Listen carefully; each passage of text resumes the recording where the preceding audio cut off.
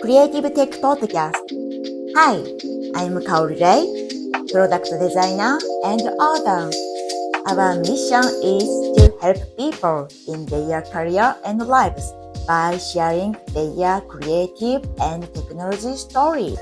Thank you. I know Ryan has a lot of questions and he feels left out. Yes. I just have posted one additional question because you help in the B2B and also B2C companies, right? And I just like to understand a bit the differences when it comes to the localization B2C and B2B. Yes, great question. So most of my clients are B2B. So I don't know if that's relevant for most of you here. Except for maybe the cheese. Right. That was a factory. B2C for the cheese. We do have some B2C clients, some big names, but their struggles are all the same. They have a hard time finding someone who can write original content in Japanese, but who can understand the branding in English. And so apparently there are very few people who can do that. So I think the biggest challenge for a startup would be to find that key person who understands the Japanese market in your industry who can help you. And maybe that's a consultant that you just pay on an hourly basis because maybe you can't afford them full time in the beginning.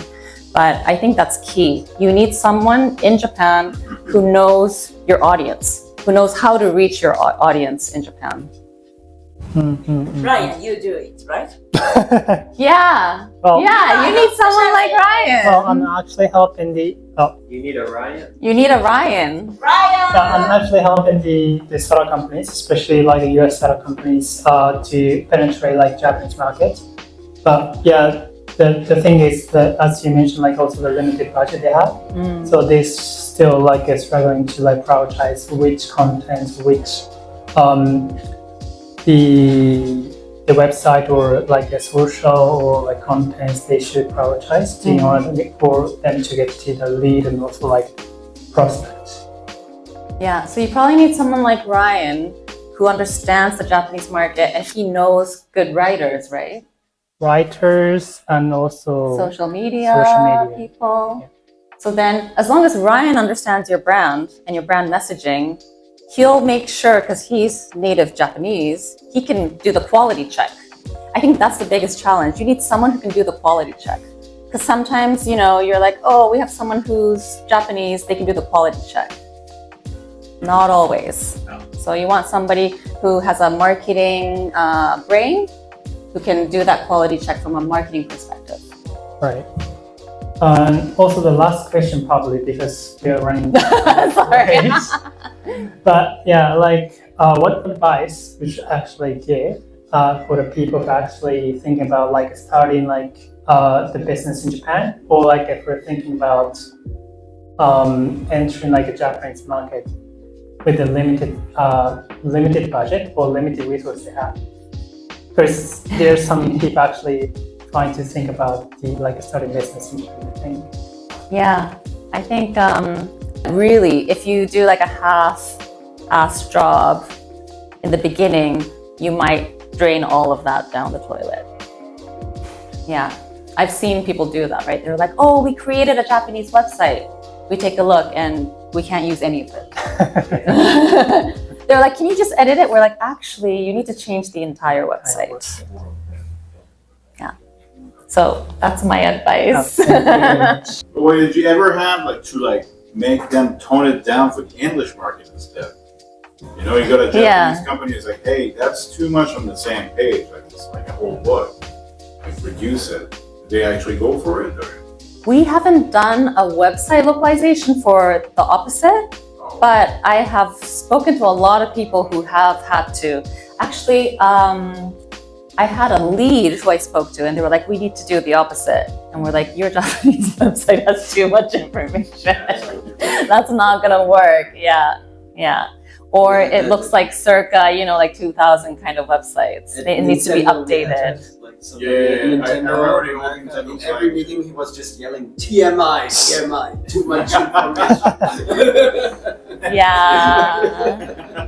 It really is. Yeah. Hello? Okay. Yeah, of course. So we talked about websites. So I'm not sure if, the localization, how far part extends into advertisement, Yes. really. But regarding that, I'm wondering, what are the differences, like different channels that you would use, like besides, whether it's US or Japan? Like, for example, I know that many Japanese people use Facebook, how we use LinkedIn, Exactly. right? Just as an example of like, you would reach the same kind of persona in different channels depending on whether they live, in the US or Japan. Yeah. Yeah. Actually, I spoke to someone who was like, we've been spending so much on LinkedIn ads,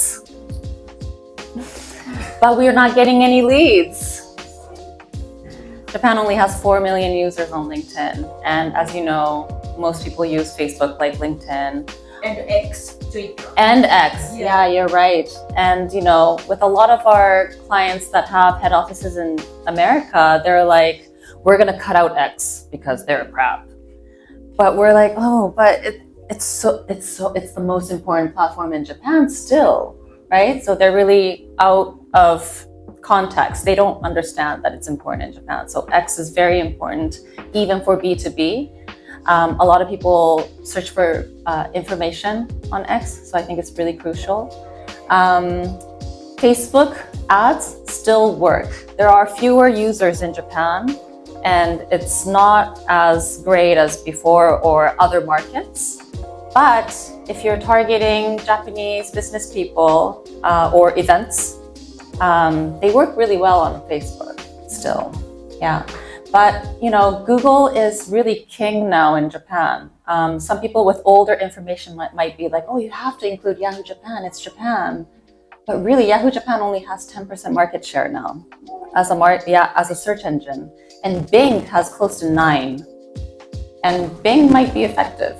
By the way, I post weekly localization tips on LinkedIn. If you want to follow me, you get free tips every week, and I talk about a lot of this stuff. Yeah. Nice plug. Free information. But yeah, like if you have a low budget, Google will work.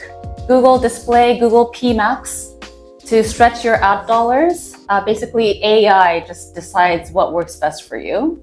But if you have a little bit more budget or you have a very niche target audience, there are some B2B DSPs, display platforms like MicroAd, where you can target companies based on their IP addresses or by industry.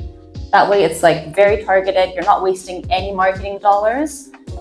If you know exactly who your clients are, like sometimes I have clients who sell like security software to only telco companies, right? Then we already know all those companies in Japan. So we target those IP addresses.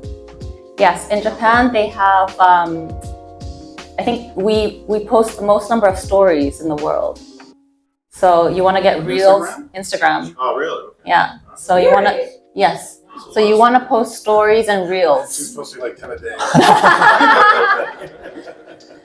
Yeah. So like regular posts, I'm sure they'll work. But yeah, if you're advertising, you want to make sure you have like the 916. the portrait size, yeah, as well. So I mentioned the market share as a search engine. Okay. Yahoo Japan still has almost the same number of users as Google.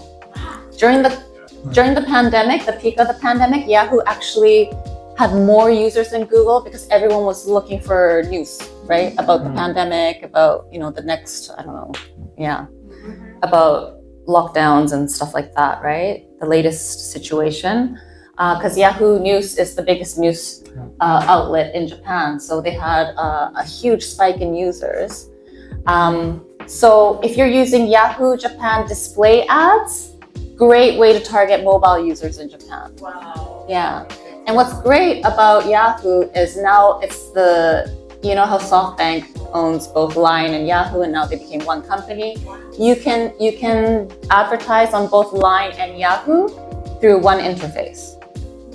But Line is only great for B2C, in my opinion.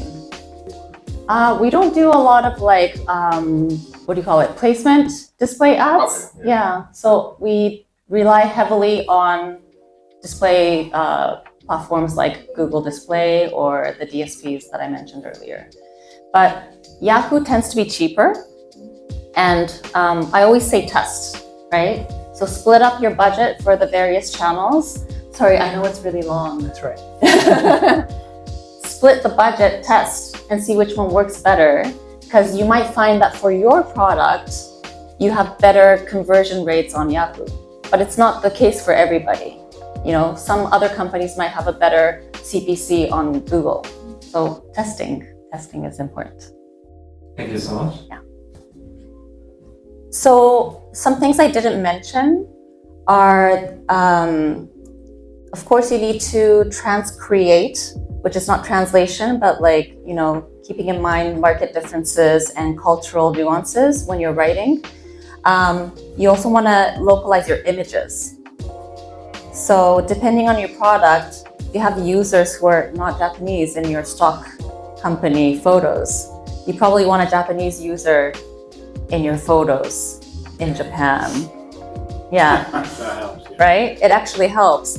And especially for B2B, I don't know, I think it's really helpful to do the research. Like, check out your competitors. What kind of website do they have? What kind of ad banners are they using? I think a lot of them have Japanese people who are like, hey, accounting is fun. Or, you know, like they have Japanese people who look respectable and like trustworthy, because it's really difficult to gain trust of Japanese users. So you want to have a friendly face, preferably a Japanese person, so they can relate to your content, if that helps. And I posted today about using mascots, or like yurukara. And we have Yayoi Kaike is one of our clients. So Japan's the largest accounting software. And one of the YouTube channels is run by a Mogura Kara. It's like a little mole. And a lot of B2B companies have mascots, because if it's a face and differentiates your brand from the competitors. So yeah, just little elements like that. It's actually, you might think, what? Overseas?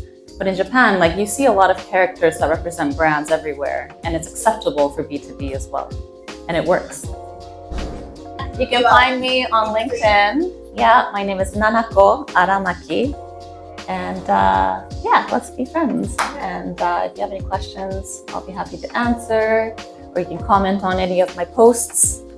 You might find some interesting answers there, because a lot of people comment with their insights as well. I'm also a professional flamenco dancer. Oh yeah, we met in London. Yeah. Yeah. So to explain, I lived in London for 6 years and I worked for SoftBank there. I was selling Yahoo Japan ads. But before pandemic, Before the pandemic, yeah. And how did you meet on the street? you worked for Scandit. Yeah.